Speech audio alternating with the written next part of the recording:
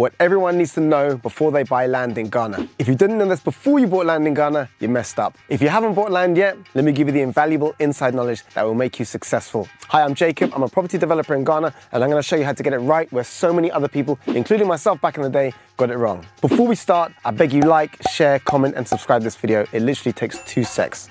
Okay, buying land in Ghana can be complicated. Trust me on this one. Before you indulge, you really need to understand how land works in Ghana, because this isn't like buying a condo in downtown Los Angeles or a cottage in the Lake District. You're in Ghana. Historically, they've had a very different relationship with land, and that's why everyone gets so confused when they come to Ghana and they want to make money. Don't get it twisted. It's not worse than our system. It's just different. And in order to make money, you need to know how the system works. And to do that, you need to understand the history of land ownership in Ghana. So listen up. Way back in the day, before the Europeans were troubling people in this part of the world, land ownership in Ghana, or the area that's now currently known as Ghana, was all about communal and customary practice. What does that mean? That means the land was considered a communal resource and belonged to the community as a whole. The chiefs or the traditional leaders weren't really owners. In reality, they were people who held authority over the land. They were custodians of the land. In other words, it was their responsibility to make sure the land was managed in the best possible way for their group of people. And this means that they were responsible for ensuring its equitable distribution amongst community members. So, when disseminating lands, chiefs often granted it to families or individuals for specific reasons that would benefit everyone, such as farming or housing. But, and this is the key, ownership remained within the community. Now, I'm not saying this was some sort of utopia or perfect system, because in some instances, land was often acquired through conquest or kinship or lineage. But there were laws and practices that governed land transactions, how inheritance worked, land use regulations, and dispute resolutions, because there will always be disputes, right? And this is why when I first came to Ghana, despite being of African descent, I had zero comprehension of how land works in Africa. This concept was completely foreign to me. Where we see land as a commodity for the individual, traditionally in Ghana, or the area now known as Ghana, there was a partly communitarian approach to the concept of ownership. When the Europeans, particularly the British, exerted colonial control over what is now Ghana, they introduced their system of land ownership, which deviated from the traditional system. I mean, it really deviated from the traditional system.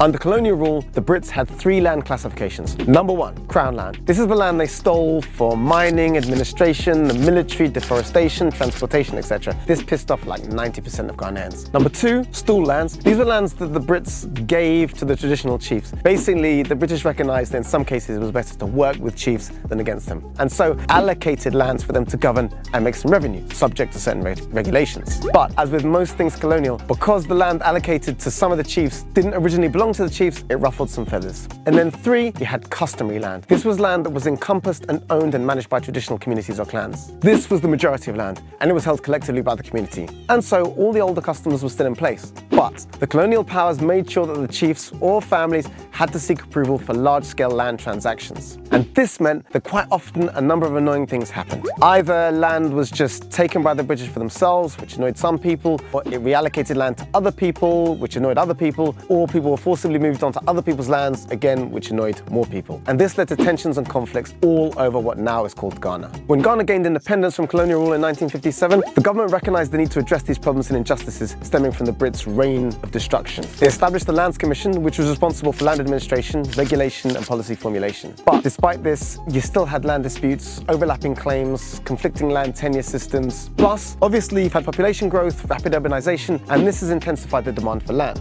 This has led to increased land conflicts, particularly between the traditional authorities, individuals, and the government. And so today, you have the land that the chiefs previously owned that another family claimed ownership over. You've got people who bought lands off people who don't actually own the land. You have the Ghanaian government who inherited land of the British that the British never paid for, and so the original owners felt like they deserved back. And that's why you might think you're being ripped off in Ghana when someone tries to sully land that other people have claim to. But actually, you're just dealing with 3 layers of systems overlapping. So now you should fully understand the systems at play and you're ready to buy land. I expect you to watch these videos, which gives you the definitive guide to buying land without getting ripped off. Remember to like, comment, share, and subscribe. Oh wait, you did that already. Thanks.